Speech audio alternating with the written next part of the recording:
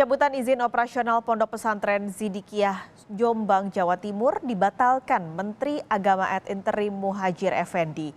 Keputusan ini disambut baik oleh pihak pesantren dan pendidikan para santri pun akan dilanjutkan.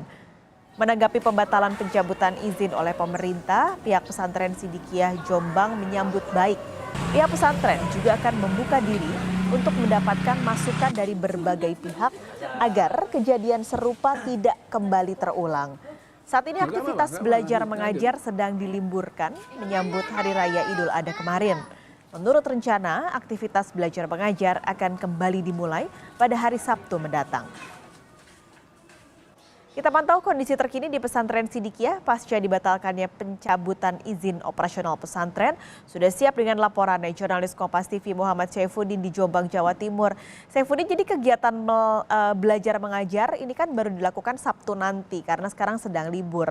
Nah, persiapan dari pesantren untuk kembali melanjutkan aktivitas pendidikan di pesantren seperti apa? Lalu bagaimana juga respon orang tua dan pihak pesantren soal batalnya pencabutan izin ini?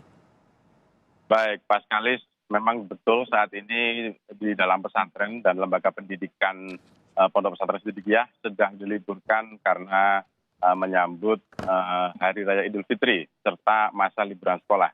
Informasi yang kami dapatkan memang baru Sabtu nanti ini aktivitas belajar mengajar mulai dari tingkat SD sampai tingkat SMA ini akan dimulai. Dan saat ini para guru, para pengurus ini sedang mempersiapkan hari masuk pertama sekolah atau masuk pondok itu pada hari Sabtu nanti.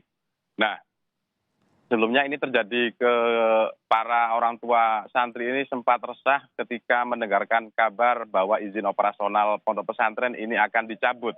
Karena para wali santri ataupun wali murid ini kebingungan kemana akan dipindah. Karena mereka sudah sangat yakin bahwa proses pendidikan yang ada di dalam pondok pesantren Sidikiyah ini baik bagi perkembangan anak dan anak-anaknya begitu. Berikut pernyataan lengkap dari Ketua Umum Dewan Pengurus Pusat Organisasi Sidikiyah, Pak Kali.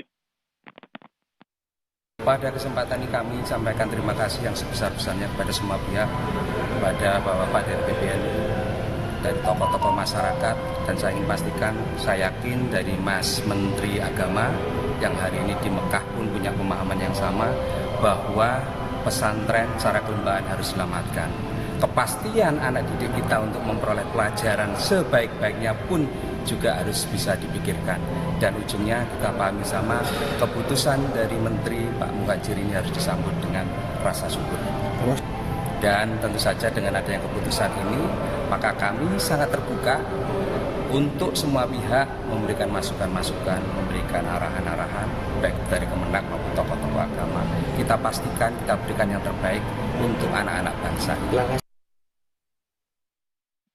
Dengan adanya pembatalan yang dilakukan oleh Menteri Muhadjir Effendi ini, para orang tua sudah bisa bernafas lega dan segera mempersiapkan anak-anaknya yang akan melakukan kembali aktivitas belajar mengajar di dalam pondok pesantren. Mas Kalis. Nah, ini yang juga jadi fokus selain tadi akhirnya pondok pesantren bisa melanjutkan pendidikan, ini juga tidak boleh dilupakan adalah proses penyidikan terhadap Beci. Sudah dijadwalkan sidangnya 18 Juli nanti, tapi apakah polisi tetap melakukan pengembangan perkara untuk mencari pihak-pihak lain yang mungkin terlibat dalam kasusnya?